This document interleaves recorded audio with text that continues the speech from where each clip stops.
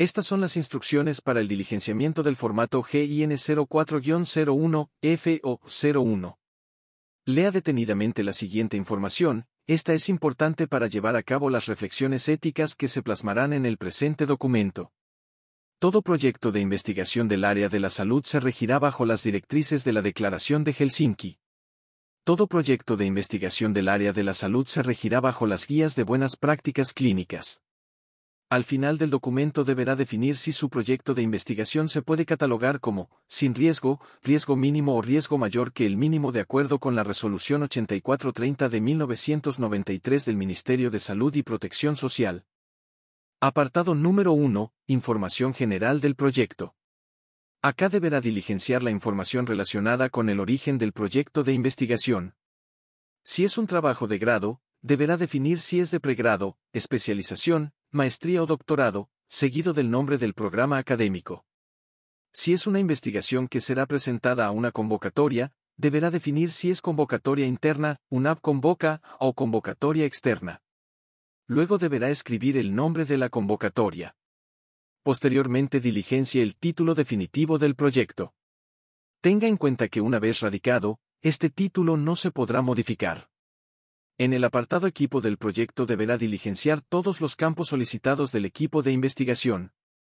Primero, nombres y apellidos completos. Segundo, número de documento de identidad.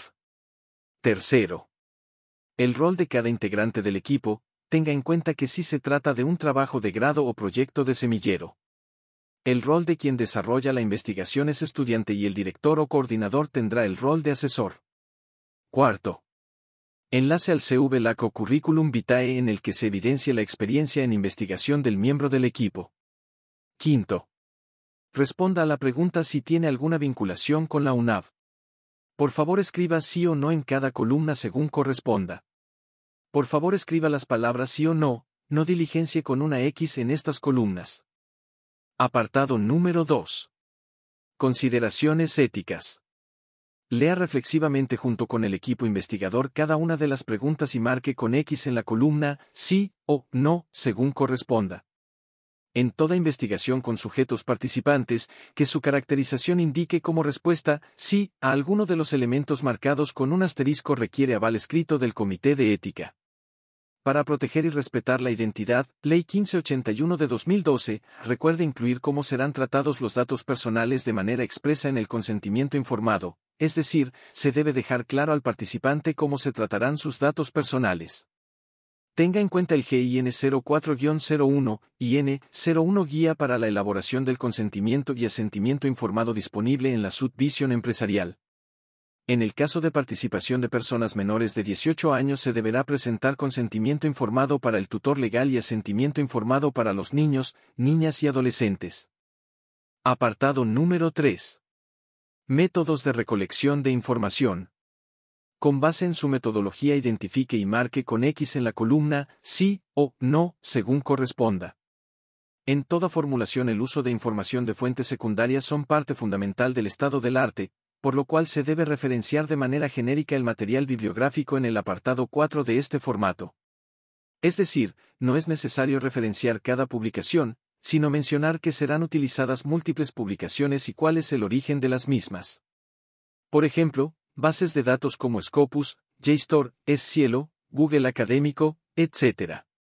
Cuando los sujetos participantes sean registrados en audio, imagen o video es necesario incluir en el consentimiento informado que otorgarán su autorización para el uso de sus derechos de imagen y grabación, y firmar debidamente el formato GIN 01, 02, F o 05 disponible en la Subvisión Empresarial. Recuerde que, si va a acceder a sujetos participantes ya sea a su número de contacto, correo electrónico o dirección física a partir de una base de datos ya existente, se debe dejar claro al participante cómo se accedió a sus datos personales y adjuntar ante el Comité Institucional de Ética la carta de autorización del propietario de la base de datos en la que autoriza al investigador para acceder a la información. Tenga en cuenta la guía GIN 04-01 y N01 Guía para la elaboración del consentimiento disponible en la Subvisión Empresarial. Apartado número 4. Derechos de propiedad intelectual. Primero. Lea detenidamente la política y reglamento de propiedad intelectual de la UNAV. A partir de dicha información, describa en la primera columna detalladamente el material que el equipo investigador usará para el desarrollo del proyecto y que amerite reconocimiento de estos derechos. Es decir, material como encuestas, software, pruebas, cartillas, guías, exámenes estandarizados, entre otros, que requiere para el proyecto y que ha sido producido y publicado por terceros. Segundo, con base en el material definido en el primer punto, deberá establecer quién es el titular de los derechos de propiedad intelectual. Para evitar confusiones, aquí hay una breve definición de estos derechos. Los derechos morales y los derechos patrimoniales son dos categorías fundamentales en la propiedad intelectual, cada uno con características y finalidades específicas. Derechos morales. Los derechos morales son aquellos que protegen la personalidad del autor en relación con su obra, reconociendo y garantizando el vínculo personal entre el creador y su creación. Estos derechos son inalienables, irrenunciables y, en muchos casos, perpetuos. Los derechos morales incluyen: derecho de paternidad, el autor tiene el derecho a ser reconocido como el creador de la obra. Derecho de integridad, el autor puede oponerse a cualquier deformación, mutilación o modificación de su obra que pueda perjudicar su reputación o honor. Derecho de divulgación, el autor decide cuándo y cómo su obra se pone a disposición del público. Derecho de retirada, en ciertos casos, el autor puede retirar su obra del mercado, aunque deba indemnizar a los afectados por la retirada. Derechos patrimoniales. Los derechos patrimoniales, por otro lado, son aquellos que permiten al autor o titular de los derechos obtener una compensación económica por el uso de su obra. Estos derechos son transferibles y tienen una duración limitada en el tiempo, después de la cual la obra pasa al dominio público. Los derechos patrimoniales incluyen: derecho de reproducción, permite al autor autorizar o prohibir la copia de su obra.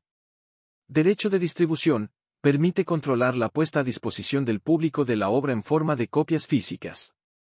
Derecho de comunicación pública, permite al autor autorizar o prohibir la difusión de su obra al público, ya sea por radio, televisión, internet, etc.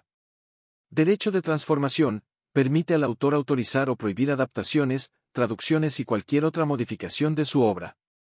Teniendo en cuenta lo anterior, en los derechos morales se debe suministrar el nombre del autor o creador del material, y en los derechos patrimoniales se debe definir quién posee los derechos de explotación económica del material, ya sea el mismo autor, editorial, empresa de software, universidad, ONG, etc. Por último, en la columna número 4 usted deberá establecer cuál fue el mecanismo que empleó para acceder al material utilizado, ya sea compra de la licencia por parte del sistema de bibliotecas UNAV, financiación propia del proyecto, acceso libre, etc. Apartado número 5. Conflicto de intereses. Relacione aquí entidades o actores con quienes se puedan llegar a presentar conflictos de intereses. Un conflicto de interés es una situación que puede afectar el desempeño imparcial y objetivo del investigador. Para ayudarle en esta tarea, aquí comparto una definición que será útil en el diligenciamiento de este apartado. Un conflicto de interés en una investigación ocurre cuando los intereses personales, financieros o profesionales de un investigador pueden influir, o parecer que influyen, en su objetividad, integridad o en la conducción y resultados de la investigación. Este tipo de conflicto puede comprometer la validez de los resultados, la credibilidad del investigador y la confianza pública en la investigación científica. Aquí algunos ejemplos de conflictos de interés en una investigación. Primero. Intereses financieros. A. Un investigador que posee acciones en una empresa farmacéutica que financia su estudio sobre un nuevo medicamento. B. Recibir honorarios de consultoría o pagos por conferencias de una entidad que podría beneficiarse de los resultados de la investigación. Segundo. Intereses personales. A. Un investigador que evalúa el trabajo de un estudiante con el que tiene una relación familiar o cercana. B. Conducir un estudio que podría beneficiar la carrera de un colega cercano o amigo. Tercero. Intereses académicos o profesionales. A. Un investigador que evalúa un proyecto que compite directamente con su propio trabajo o con el de su institución. B. Ser parte de un comité de revisión de una revista donde se somete un artículo de un competidor profesional. Tercero. Intereses institucionales. A.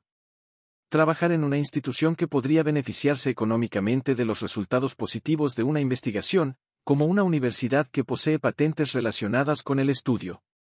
Comparto algunas sugerencias para la prevención y gestión de conflictos de interés. Para prevenir y manejar conflictos de interés, es fundamental la transparencia y la declaración de cualquier posible conflicto. Esto incluye declarar todos los intereses financieros, personales y profesionales relevantes antes de comenzar la investigación. En algunos casos, evitar participar en ciertas partes de la investigación o en la toma de decisiones relacionadas con el estudio para mantener la objetividad e integridad del proceso científico.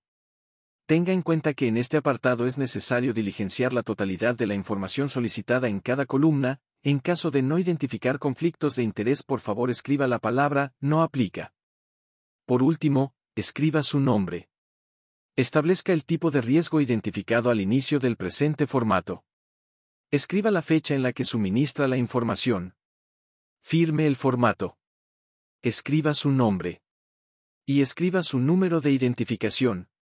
Gracias por ver este video elaborado por el Comité Institucional de Ética.